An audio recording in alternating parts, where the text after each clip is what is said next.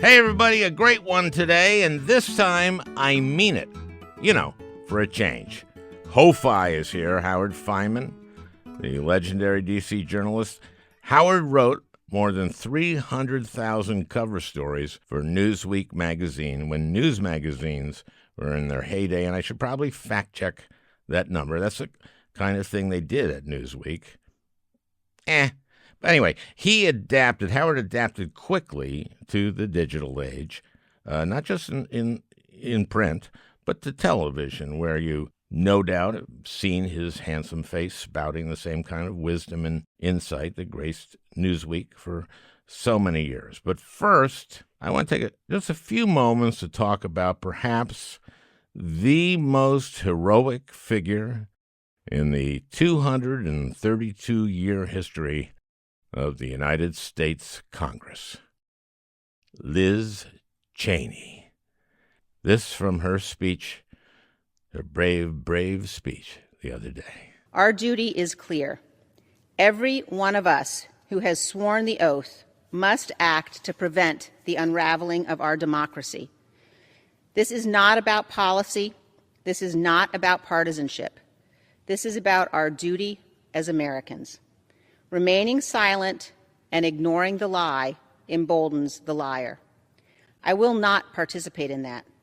I will not sit back and watch in silence while others lead our party down a path that abandons the rule of law and joins the former president's crusade to undermine our democracy. Okay, now that was about 2/3 of the way through the speech, so it wasn't for another 3 or 4 minutes that she was roundly booed by her Republican colleagues. But you have to remember that Liz Cheney had been a huge Trump supporter. The first 2 years of Trump's presidency, Liz Cheney supported Trump's position on 95.8% of her votes. In the last 2 years, Cheney supported Trump's position 92.8% of the time. Now, that's a higher level of support than Trump received over the same period from Congressman Mark Meadows, who Trump later selected as his chief of staff. And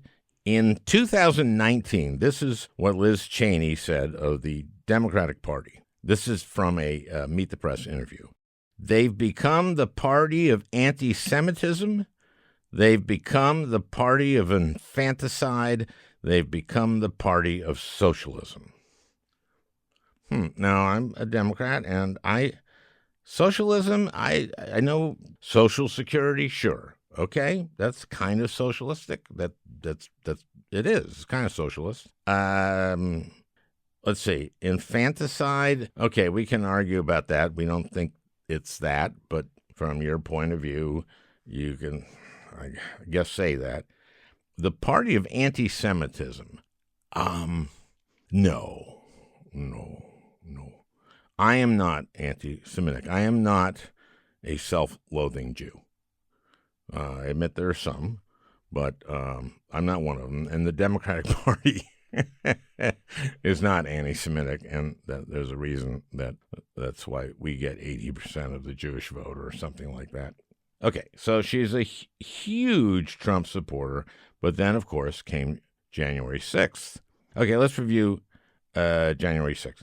After Trump supporters stormed the Capitol with the intent of shooting Nancy Pelosi, shooting her in the head, and hanging Vice President Pence, and, hunting down Democratic members of Congress to kill them, Liz Cheney was one of 10 Republican House members to vote to impeach the president. And that's because the people who stormed the Capitol believed President Trump when he started claiming from election night on that Biden and the Democratic Party had stolen the election, lying about it, and that he, Donald Trump, had actually won the election in a landslide. Now, any idiot, and that includes Ron Johnson, had to know that Trump was pulling this out of his butt. The Trump Justice Department found no evidence that the election had been stolen. The Trump legal team lost over 60 cases. In many instances, judges appointed by Trump ruled against him. It was just clear. Look, my favorite had to be the phone call with Brad Raffensperger, the Georgia Secretary of State, where at one point he told Raffensperger, all I want to do is this. I just want to find 11,780 votes, which is one more than we have, because we won the state. See, Biden won Georgia by 11,779 votes. Trump wanted the Georgia Secretary of State to find 11,780 votes so he could win the state that he lost by 11,779 votes by one vote. Can you imagine what the press conference would have looked like? Yes, is that on the mic? Okay. Yes, I'm Secretary of State Brad Raffensperger, and we have a revision in the totals, and Donald J. Trump won the state of Georgia by one vote. Yes. Was there another recount? No, we just found 11,780 votes. And they're all for Trump? Yes. Where'd you find them? In a box. Where was the box? In a closet. Now, Trump was on tape. Any idiot, and that includes Ron Johnson, has to know that there was no fraud. And as Chris Krebs, a Republican, the head of cybersecurity and infrastructure for the Trump administration, as he put it, it was, quote, the most secure election in our nation's history. So after the attack on the Capitol to stop the steal, Liz Cheney is one of 10 Republicans to vote to impeach Trump, and shame on every Republican who didn't. Now, at the time, I got to think she was thinking, okay, this is one of the worst things that's ever happened in our country. I know I'm only one of 10, but come on, this was akin to treason, and everyone pretty much knows it, except Ron Johnson and Jim Jordan and Louis Gohmert and a few others. But clearly, this is impeachable, and everyone knows it. And I'm going to be okay. Anyway, that's what I thought. I don't know. Look, how could she not be thinking that? But things have just gotten worse since then. Trump was acquitted, of course. But you had to expect that. But since then, this narrative that's kind of the one they're going with, that the election was stolen, that's the Republican Party narrative. That's kind of the one they're going with. And the Republican Party is now the Trump Party. And the official line is, Biden stole the election. Now, Mitch McConnell, in his bizarre speech 5 minutes after the acquittal, did very clearly acknowledge that Trump was responsible for the insurrection, that he had misled people, he had lied. There is no question that those who stormed the Capitol on January 6th did so because Donald Trump misled them. But now Mitch doesn't bring that up anymore. And last week, when he was asked about Liz Cheney, he pivoted. Classic politician move. He was asked, what are your comments on Liz Cheney? What do you say about Liz Cheney? Well, look, listen, I'm going to spend 100% of my time fighting Biden's agenda. 100% of his time, which meant that he hadn't had the time to form an opinion on Liz Cheney, because, that takes time. That's leadership. And of course, after taking a criticism for saying, I'm going to spend 100% of my time fighting Biden's agenda, he backed off that and he said, well, that depends on what his agenda is. Nah. He was right the first time. He's just going to, it's going to be 100% him fighting Biden's agenda like he did with Obama. Come on, we know that. Okay, back to Liz Cheney. In the end, I just don't think she had any choice after the vote for impeachment. You can't vote to impeach and say he caused the insurrection and later go, I was wrong.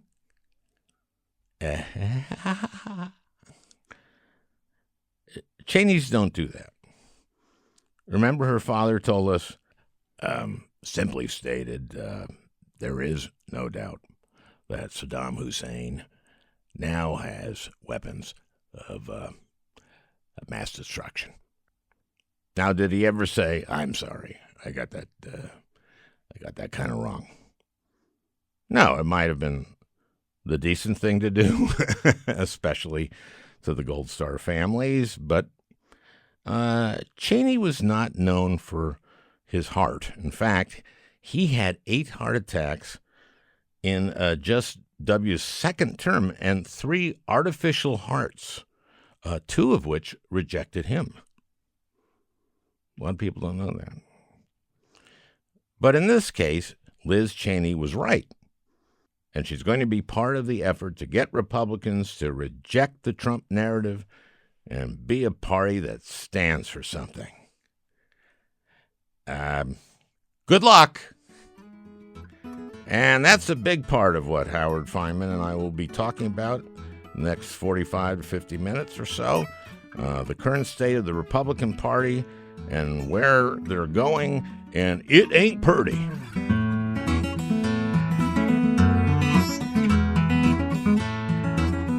Howard. Hal. I haven't talked to you since we did we did a big Jewish event, didn't we? Together. Yes, we did.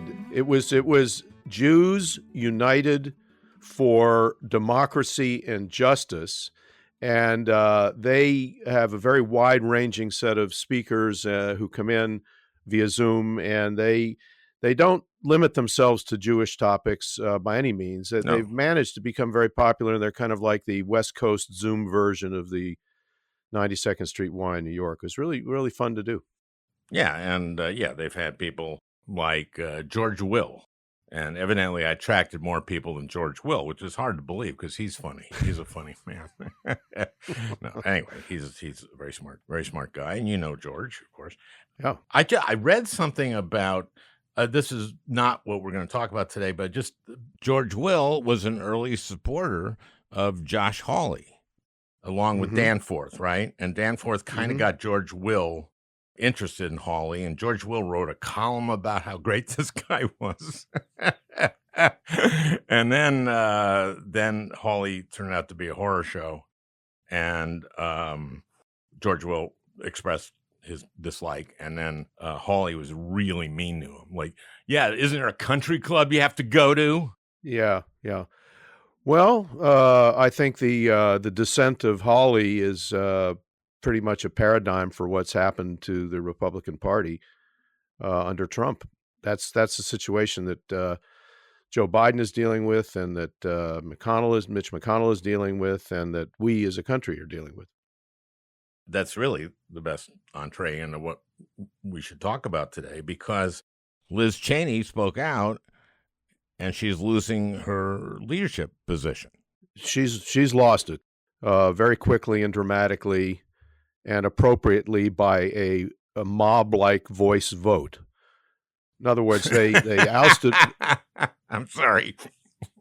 I like mob-like. They ousted her in short order after she gave yet another impassioned speech and was rained with boos, and they kicked her out, and she vowed immediately after to fight against Donald Trump with all her strength and to gather as many people around her as she possibly could. So the fight is on. And it feels like, unfortunately, she's on the right side, and she feels like in the Republican Party she's on the losing side.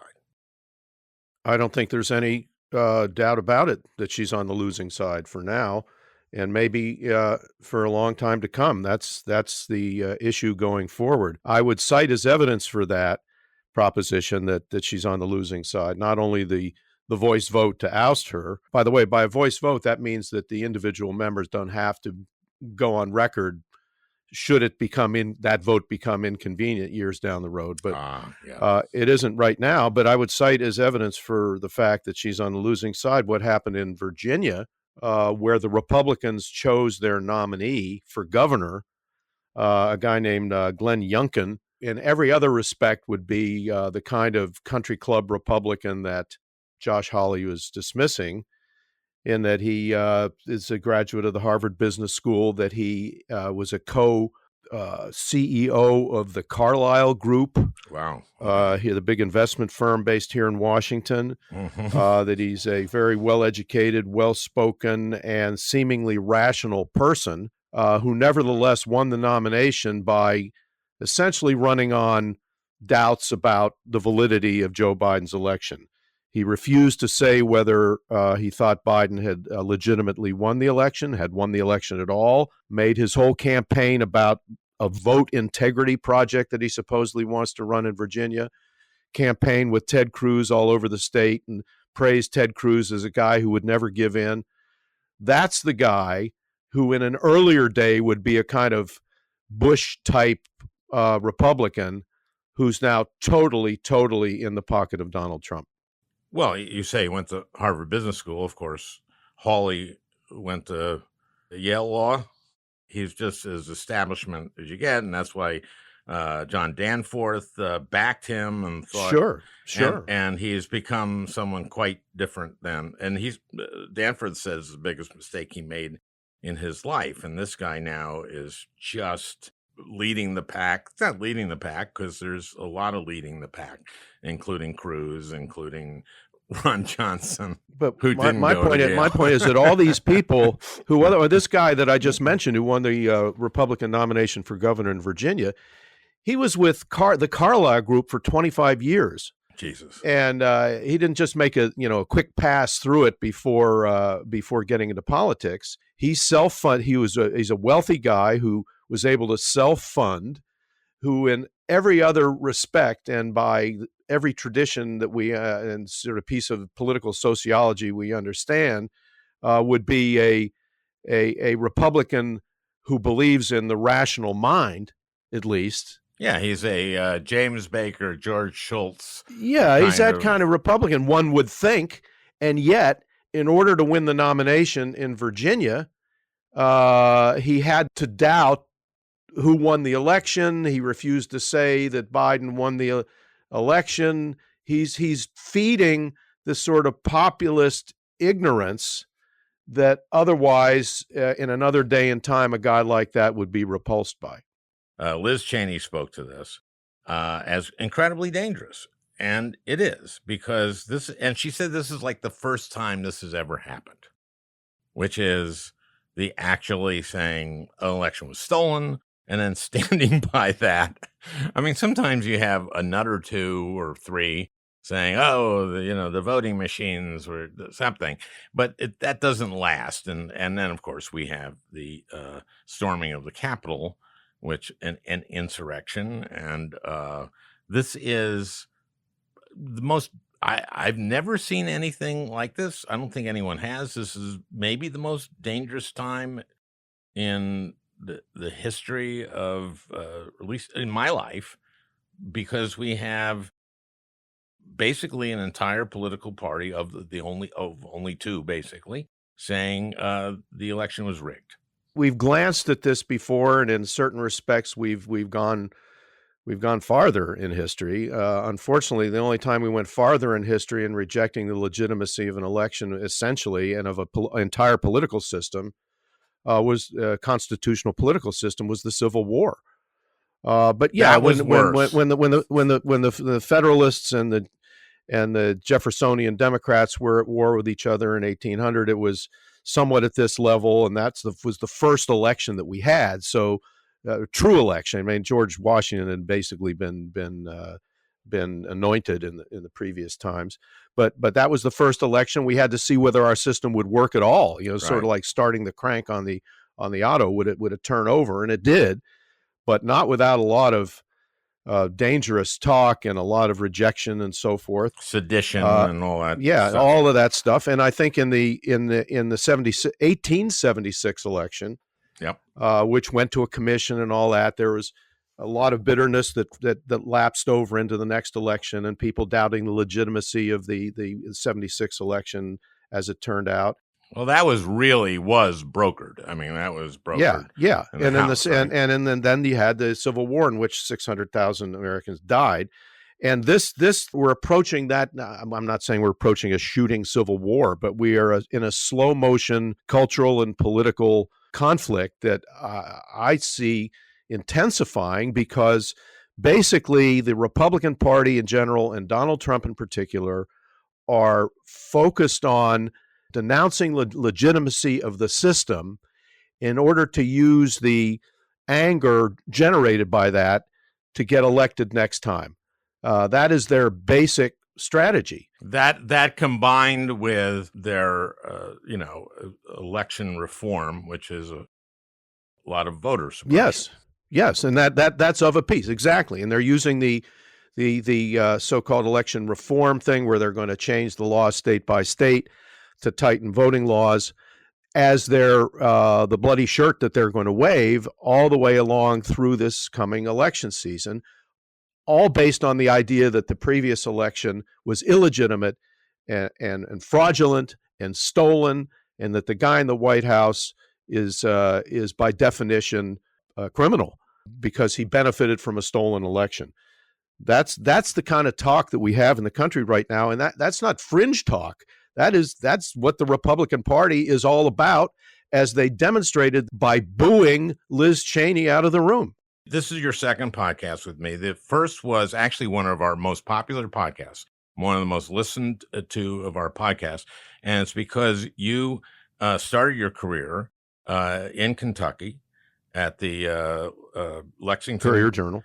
Courier-Journal, and so in Louisville, not Lexington. Oh, sorry. Louisville. But at least I said it right. Properly. You have to go Louisville. I said it right. The shocking thing, I did like a Jewish event like years ago, and just to hear Jews go Louisville, I just went, no, come on, you're Jews. Louisville. No, but they Louisville. Anyway, so you covered Mitch, and you're kind of a Mitch expert, I would say. Yeah. So where does this put Mitch? I mean, all right. Well, yes. I mean, if he were worthy of sympathy, yes, which is if he were worthy of sympathy, now would be the time to maybe be sympathetic about Mitch or to Mitch, because he's as they say, between a rock and a hard place. But he's also made his bed. Yes, he's also made his bed, and he's lying in the space between the rock and the hard place in his bed. But here's the situation. I mean, even though you rightly, and all of us, I think, rightly ridiculed him for his almost incoherent? Not incoherent, but the radical conflict between what he said at the beginning of his speech when on the second Trump impeachment vote, right, and what he said at the end of his speech at the second Trump impeachment vote. This is about 10 minutes after he voted to acquit. Yeah, he voted to acquit, but then he gave this speech, and the first half of the speech was as thorough a denunciation of Donald Trump and blaming Donald Trump for lack of faith in the system and for encouraging the violence in the Capitol. Then McConnell used the most important word in politics, which is the word "but." So meaning that everything he just said didn't matter, because there was a procedural reason why he was going to not vote to convict, and basically he'd let him off the hook. You've heard me do my impression of that speech. I just will do an encapsulation of it.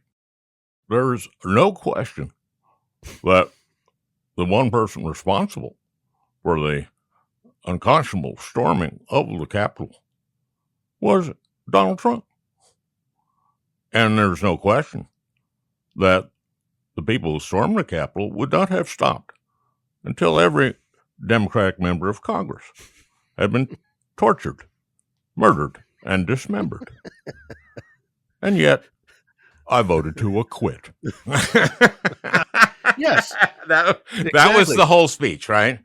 Right, and we sort of laughed at the cynicism of it, but of course the Trump supporters in general, and Donald Trump in particular, who already hated Mitch McConnell, went ballistic, and all they remember is the first part, and they also remember that McConnell allowed the second. He didn't stand in the way of the second impeachment proceeding happening. Not that he could have stopped it, but he, being the proceduralist in some sense that he is, he allowed it to happen. He figured that he would make that speech that you just summarized in the end. He couldn't stop it, though. You're right. I mean, because he couldn't stop it, but he didn't protest it loudly enough for the Trump people in general and Trump in particular. So now Donald Trump's latest statements about Mitch McConnell include that he is a gutless and clueless minority leader. Well, he's not that he's clueless. an unsmiling political hack. Well, there's that. And in Kentucky, where the other senator is Rand Paul, and which is a state that has increasingly voted Republican and increasingly voted for right-wing Republicans and increasingly voted for Trumpian Republicans. Mitch McConnell is not necessarily on such comfortable territory, even though he just got reelected in his home state. So he was back in Kentucky last week, and he was doing a stop at a plant somewhere in central Kentucky, I think in a town called Georgetown, Kentucky. The reporters asked him about Liz Cheney. You know, what are you going to do about Liz Cheney? Because you know that Mitch, at least in some senses, is from the Cheney style wing of the Republican Party. And McConnell had said what he'd said about what Trump had done wrong. And he clearly is not a Trumpian by nature, even if he's forced to be when necessary and absolutely necessary. And the reporters pressed him, well, what about Liz Cheney? Aren't you going to say something about Liz Cheney? Aren't you going to defend Liz Cheney? Didn't you say that they stormed the Capitol and endangered everybody's lives? Didn't you say that Biden was duly elected? And didn't you congratulate Joe Biden? What about Liz Cheney? So he's being pressed on that side. His answer to that, his defense to that is, well, I don't want to talk about that. You should like me because I'm now going to do everything I can. And he said 100% of my time, I'm devoting 100% of my time and attention to stopping Joe Biden's socialist agenda.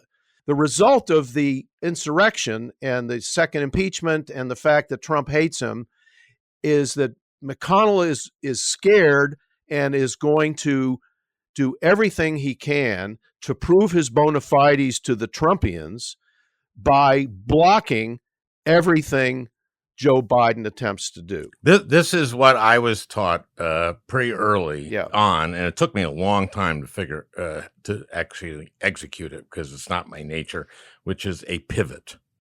So they're asking about Liz Cheney, and he goes, "Well, listen, I'm going to just spend 100% of my time, right, fighting Joe Biden's agenda." And then, of course, the next day, he kind of reversed that because he got a lot of criticism for that. Like, really? Like, what kind of is that right? Is that all you're going to do? Is that what the leader of the Republicans is going to do? Is just spend 100% of his effort fighting him? And he just went, well, it depends what his agenda is. And it's like, What? You can't say one thing one day. Most of the time, he calls it a socialist agenda. In other words, he's saying, all right, I'm not going to argue anymore about whether he was illegitimately elected, Joe Biden, but he's illegitimate because he's a socialist. That's his main pitch. But yes, he wants some bridges and roads, and he's got a bridge right by him, right? Yes, in Cincinnati. Yes, there's an old bridge that is 100 years old and carries 10 times more traffic than it should, and there's a huge bottleneck between downtown Cincinnati on the other side, the north side of the Ohio River, and the rapidly growing and very Republican suburbs of northern Kentucky, and across the river where the airport is. And yes, they desperately need that bridge.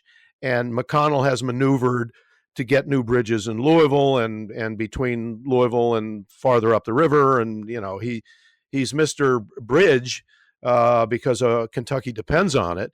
So he's going to want that bridge. And Joe Biden's going to promise to make it a gold-plated bridge if he does some kind of infrastructure bill. And of course, it's he's talking about a $2 trillion infrastructure bill. Trump, of course, ran in 2016 on a $1 trillion infrastructure program, and it never came up for a vote. Every week for a long time was infrastructure week, and it just never happened. And here's the thing. It doesn't seem like Republicans want to do anything in particular. In other words, it seems like that they have no agenda other than to spend 100% of their time trying to defeat the Democratic agenda. But what I mean by that is, for example, they took over the House, Senate, and the White House from the 2016 election in 2017. So people said, well, why didn't they could have ended the filibuster and done anything they wanted. They don't want to do anything. All they wanted to do was get judges and cut taxes. And you can cut taxes with reconciliation, and you can get judges with 50+1. So I just look at Republicans and think there's absolutely nothing they actually want to do. Well, they want to undo. They don't want to do. They want to undo. And somewhere between a remnant of conservative anti-big governmentness and pure nihilism is where most of them are at this point. They see the federal government, which of course they benefit from in terms of Social Security, which is a generational transfer, in terms of Medicare, which is a form of socialized medicine, although they hate the term, et cetera, et cetera. The things they want, but they think they have everything they want, and they don't want any more, and they want less of everything else, or so they claim. But that's to give them credit for some kind of political philosophy. This is mostly not about political philosophy anymore, if it ever was. It's about fear. It's about fear of the idea of a community that includes people who aren't like them and who don't, quote, share their values, unquote. And this has always been a conundrum in the country because it has been in the past a big enough country where you can exercise your sense of community only among the people you want to exercise it with. But now we're a bigger, more crowded, more connected country that sees everybody else in the country all the time because that's what media does, that's what entertainment does, that's what popular culture does, that is much more national and inescapable. And these people, for the most part, find nothing to like in that. They see nothing but fear, and they see the government, they see the federal government largely as an instrument of it. So yeah, they want to deny the legitimacy of Biden's election, and they want to deny the legitimacy of any of his program or proposals, and that fills up all of their waking hours. They don't think of anything at all positive. And it is nihilism if it's based on them saying the election was stolen and them not and knowing it wasn't. So that is a form of nihilism. We had Heather McGee on, who wrote this book, The Sum of Us, which is about what you were talking about. Whites being sold the idea that anything that benefits people of color takes away from them. And they get that message from Republicans and have been for quite a long time. And her basic premise is that post-World War II, we grew as a nation, we had all this great stuff, and Americans loved it until the civil rights movement happened, and then they went, whoa. That's going to take away from me. One of the things she points to is how many communities, when the courts told them they had to integrate their community pools, actually filled in the pools. Al, there's no doubt that race is a big part of it. I don't think it's all of it. I think other things are happening at the same time in terms of the deterioration of other institutions that gave people comfort and community. And that would include the family in all of its manifestations. That would include religion in all of its manifestations.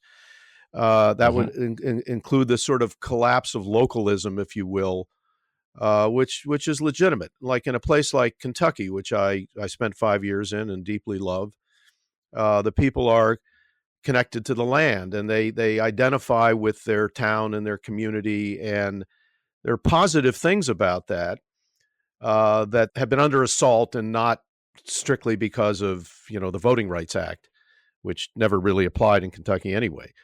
So it's a little complicated, but there's no question that the core of it, as has been the core of our politics from the beginning, is race. It just is. It's inescapable, and yet we confront it spasmodically, and we're in a period now where we know we have to deal with it again, and it's the most difficult thing in America. And that takes us, if you want to go there, to the voting right. What's happening with the Voting Rights Act and the proposals to actually put one back in place, which is fundamental, and which I dare say is going to have a difficult time passing. I'm very pessimistic about that because, one, it really can't be done through reconciliation. And, No. The argument is made, well, this is so fundamental, voting is so fundamental that it should be a 50. But no, I don't think anyone will buy that. And, or I don't think 50 Democrats necessarily will buy that. What's going to be interesting is they're starting hearings on it, right? Yes. Well, they had also had big discussions in the Rules Committee of the Senate, which deadlocked, and Mitch McConnell, of course, was right in there opposing it every step of the way. It'd be interesting if they tried to get pieces of it. And I'm not sure what pieces Republicans would agree to. Well, the thing is, a little history is required here. The original Voting Rights Act included pre-clearance. But it included, quote, pre-clearance by the Justice Department in Washington for election plans and voting plans in the states that had historically discriminated by law in voting. And those were southern states, by and large. And the southern states, the old Confederacy, were put under special federal supervision on the theory that they had been especially criminal in their past behavior. Mm-hmm. So then that lapsed, and it lapsed because of Shelby County. Yes, and the court cases that said, okay, we don't need this anymore. Mm-hmm. It's all done. We're good. Everything's good. Or at least they're not. The southern states that were under special review aren't any worse than the rest of America, so screw it. Well, no, I think Roberts basically said it's been solved. There is no. I know, but my reading of it was, yes, you're right. That's what the words he said. Well, but the truth was that he's basically saying, well, they're not so different anymore.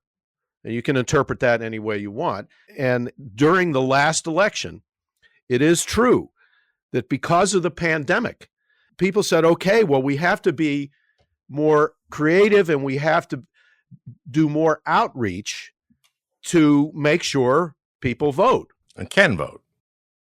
Can vote, have the opportunity to vote. Right. And that seemed reasonable to, I think, a majority of Americans. And lo and behold, the result was one of the biggest turnouts that we've had in the last century in terms of percentages, and the numbers are astounding. Yep. 81 million for Biden, 74 million for Trump.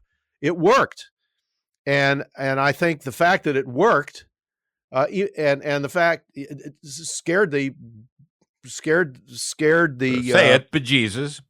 Yeah, okay. But I don't know if I can say bejesus on a podcast. Can I say that?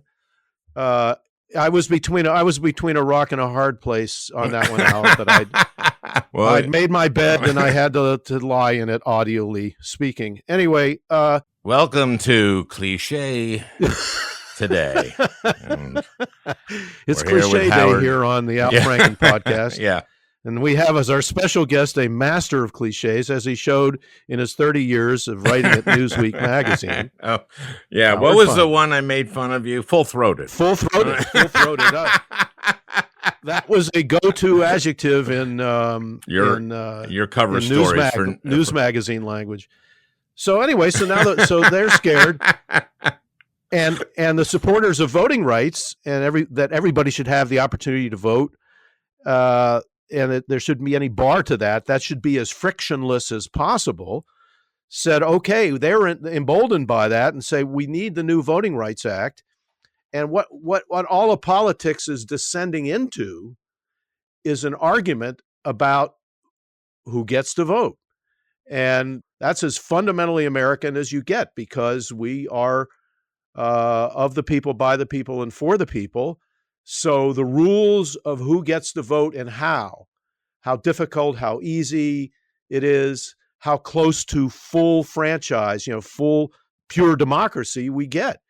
And this was something that the founders argued about, something that the Constitution essentially built an argument into, there's arguments about it built into the Constitution. That's where we are right now. And the Trump people are all saying Biden was illegitimately elected using these tools that make fraud easily available. There's ballot harvesting, the whole harvesting thing. Yeah, in other words, what that is people vote, and then you get their vote. Yeah, and you put them in a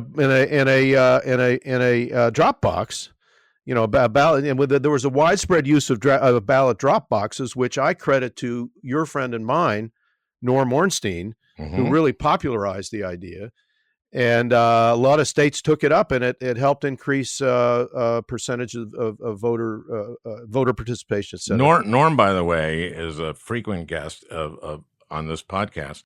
And when I asked you to do the event that we did, the Jewish event, you said you couldn't get Norm. Yeah, well, that's typical defensive remark, but mine. However, you also said, what did I say? You also said that you like to have, and it's been your practice as you've built your career, both in entertainment and politics, to have a knowledgeable Jew, adept, knowledgeable, savvy Jew in every major city. I said I like to know the smartest Jew in every city. I happily accepted my role as the second smartest Jew, as the deputy Franken Jew in Washington. So that was natural. I would ask that question.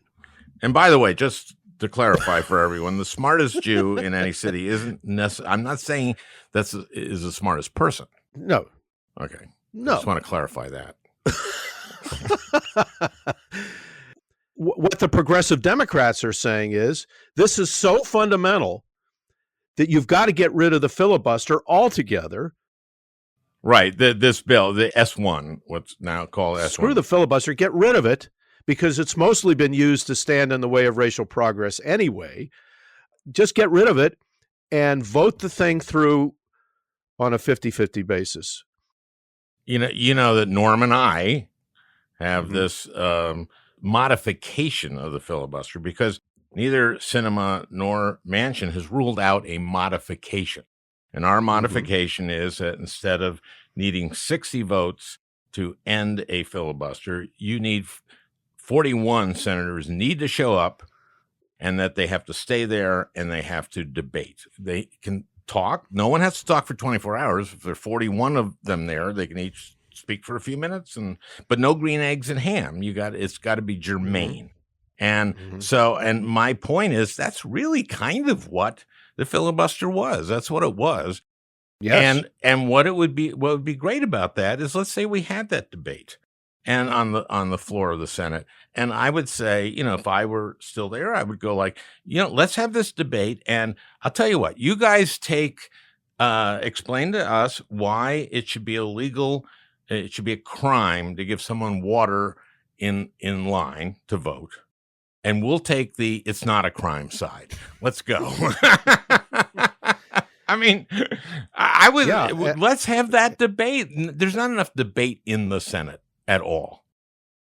No, not enough real debate at all. No. And I used to love to, I've covered the Senate since the late 70s. And the thing you're describing, the scenario you're describing, which I think is a brilliant idea, and that Chuck Schumer should get it done, is that it would shine the light. It would force those people to come forward who don't want this to happen and put them back in the schoolhouse door, so to speak, which is where they were in the 60s when they George were Wallace. in the 50s and 60s when they were opposing all of this stuff. And they would call for the cots. They used to bring out the cots so people could sleep in the Capitol and during one of these filibusters. And it inevitably was the Southern Democrats. And by the way, it was the Democrats at that time, for the most part, before the Republicans took over the ship of racist politics, and shine a light on them and make them come forward and defend themselves. I would dare say that, many, many hours and days of Ted Cruz on the floor on TV would really not be good for the Republican Party. Yeah, there's only so much of him that anyone can take. Or the whole crowd. You mentioned Josh Hawley. Expose them. Give them the airtime. Make them do it. Make everybody watch it. And I think that's what the Democrats should do. Also, people would watch it. People would love it. They would watch a debate, and people would have to talk on their feet, and they'd have to respond to each other, and none of that stuff we ever see. What you're describing is a complete nightmare to the modern politician. It's kind of true, and I was just so disappointed when I got there and saw there was no debate, almost no debate. Every once in a while, I would try to engage somebody. They'd be surprised. Well, McConnell, as I was saying before, is in a difficult position here. And Joe Biden was asked about McConnell saying, I'm going to spend all my, 100% of my time trying to stop this socialist Joe Biden. And Biden said, well, that's the kind of stuff he was saying back when Obama was president. And I still was able to deal with him as vice president. And it is true that in 2013, Joe Biden and Mitch McConnell did work out a deal on the so-called fiscal cliff. Yeah, which I didn't like, actually. Unfortunately, it wasn't really a great deal. We gave up too much. We gave up too much. And there were a lot of us in the caucus, kind of the usual suspects, Harkin, Merkley, Bernie, Sherrod Brown, me, who didn't want a deal. See, here's what was happening. In 2001, W cut taxes mainly for those at the top, and those at the top were incomes of $250,000, I think. Well, when they passed this in 2001, the rules were that it had to end in 10 years.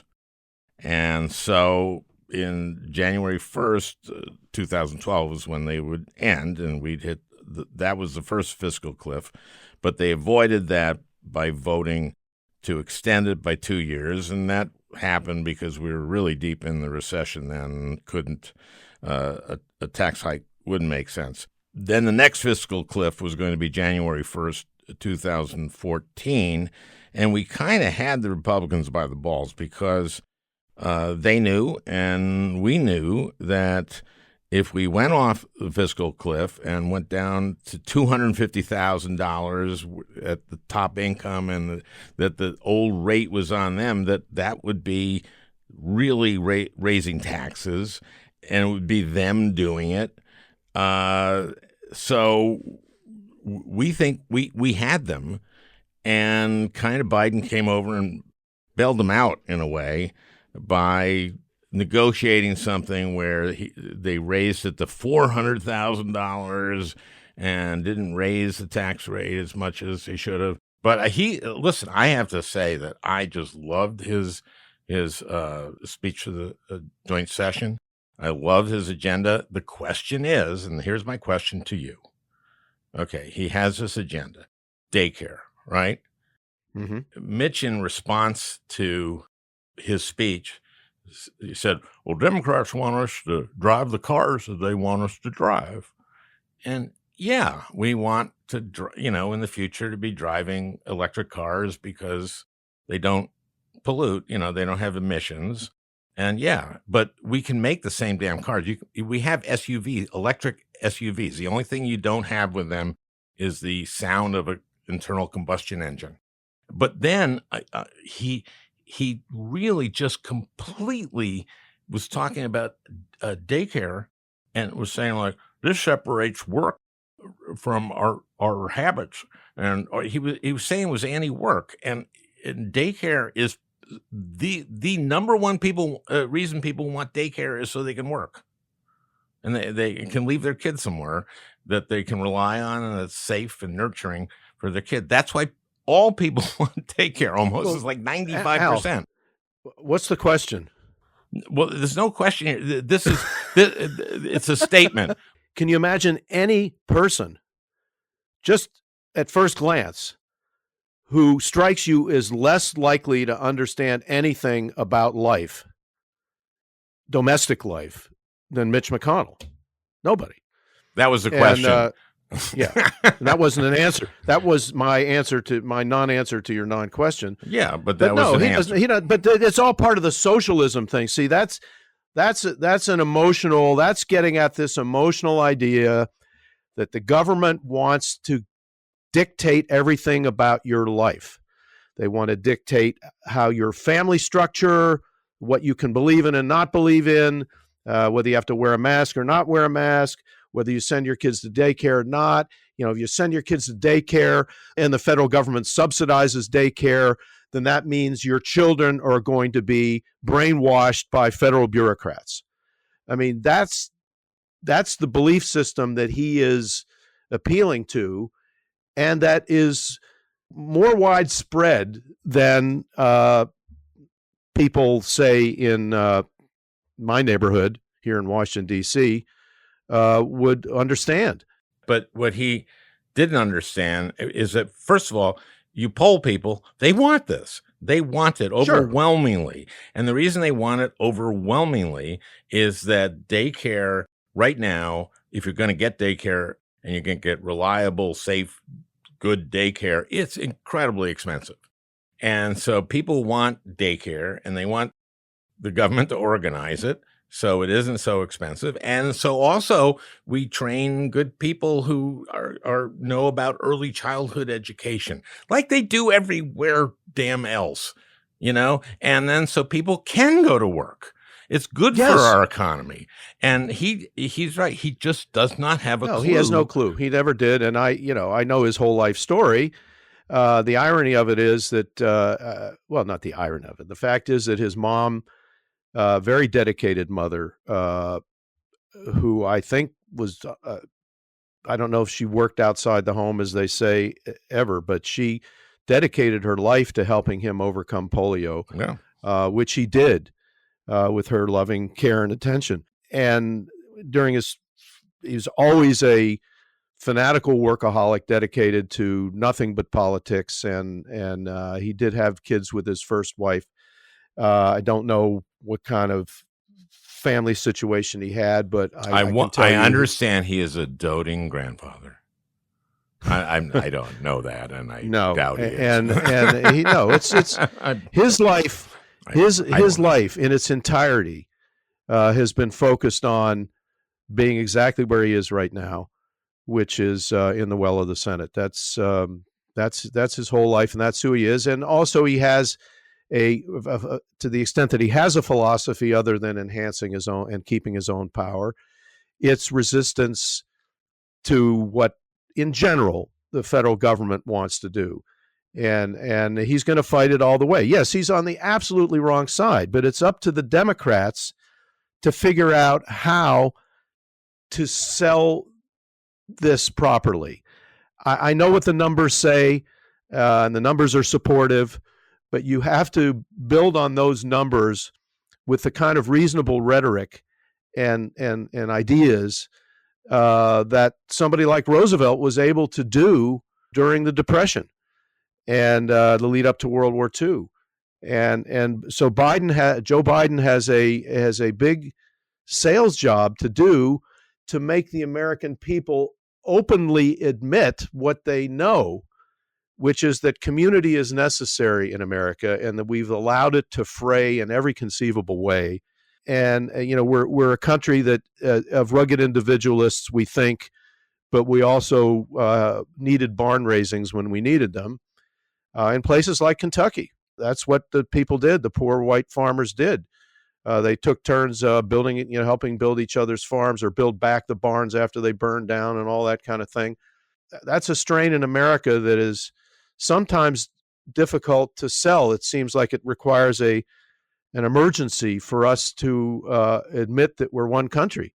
Okay, you're talking about how Biden approaches getting his agenda done and how Democrats in the Senate do that, because it's the Senate. The House has already voted for H.R. 1. I mean, so it's now about this 50-50 plus one, Vice President Harris, and trying to get as much of this stuff done, which is all pretty damn popular. People want infrastructure. People want to address climate change. They just do. And he emphasized so much the jobs that come from infrastructure, including blue-collar jobs that don't require a college education. All of that stuff, that speech to me was basically, let's do the stuff we know we should do. Yes, I totally agree. I like the speech, too, very much. I like that it was unadorned and practical and just like, okay, here's the obvious things we need to do. Yeah. If we're going to be a modern society, if we're going to, and we always like competition, and we used to measure ourselves against the Russians. Now we're going to measure ourselves, lo and behold, against China. And and we have to do research and development. We have to do it on AI. We have to have a 21st century infrastructure. We have to have our infrastructure at least resemble that of the rest of the developed world. And that means everything, including broadband. And everyone's going, yes. And so the question is, what order do you do these things? I like your take on that. Like, for example, do you do infrastructure first? Because I think that's pretty damn popular, infrastructure. I think you do, if for no other reason than the bridge over the Ohio River in Cincinnati. Although McConnell's said, I don't care. He doesn't, he can't say, I don't care about that, because he does. And yes, everybody wants some infrastructure. And the Republicans have come, and Shelley Moore Capito, the other senator from West Virginia, has taken the lead on that. And what's happening right now as we're recording this is that the president is meeting in the Oval Office with the four top leaders of Congress. Oh, right. Chuck Schumer and Nancy Pelosi and Kevin McCarthy, McCarthy and McConnell. And I think the one thing that the four of them could agree on is the necessity of some kind of infrastructure bill. The question is what it'll be, how big it will be, what it will include. And I think you got to get the Republicans to go for that. And if they do, that breaks the spell of, that won't break the spell, but it'll counter the notion that the president they just did a deal with was illegitimately elected and therefore a criminal and also a socialist, because they just did a deal with a criminal socialist. So that's what they got to get done. And the question will be, probably the size of it. I mean, it's like when, remember, the 10 Republicans came into the Oval Office right at the beginning of the administration to talk about the recovery bill. Mhm. And, Biden was proposing 1.9 trillion, which is what we ended up with, but only Democratic votes. And they came back with like 0.6 trillion. And that just was like, really? You guys are, that's okay. Well, we're going to do 1.9. We're going to do it. Well, they got to do it in a way where McConnell can say, well, I eliminated the socialist portion of the infrastructure bill. There won't be any socialist infrastructure here. And Biden what that can number is, taped crossing that out. Yeah, and Biden and Joe Biden is invited them repeatedly to get involved in the infrastructure thing, which is why he had this long meeting with Shelley Moore Capito the other day, and why he talked to, I don't know if he met in person with Manchin last night. Though I think they'll get something on that. Beyond that, I don't know.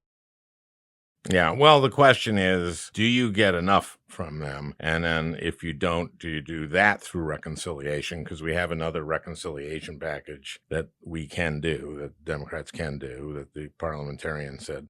And you can shove a lot into to that, one reconciliation bill. So that's just what, to me, is interesting right now, is how this is going to play out. I don't. My view, Al, is that the Democrats would obviously prefer not to use the reconciliation thing on the infrastructure bill, and that's because probably they think there are enough Republicans who are pro-infrastructure that they can get the 60. Yes, and because it's important for the indirect affirmation of the legitimacy of the Biden presidency, and to undercut the Republicans' arguments on that they do a deal with him. And something of that magnitude. It's important for the Democrats, for Biden to be able to say, we did a bipartisan deal. That undercuts the whole Republican-Trump argument. And by the way, to your point about the Republicans not having anything to run on, and being against everything and not wanting to do anything, what's going to fill that vacuum besides yelling and screaming that Joe Biden was fraudulently elected and that it's a socialist agenda, is going to be the culture war stuff on wokeness. The whole culture war thing is what they will focus on. But Biden can take attention away from that and show that he's getting things done if he can do some kind of bipartisan deal on infrastructure, which means to me that the Republicans are going to have the opportunity, if they dare take it, to get a bill that they can live with. The problem is, as soon as they do that, as soon as they vote for something that Joe Biden, that has any whiff of Biden in it, it could angry up their base.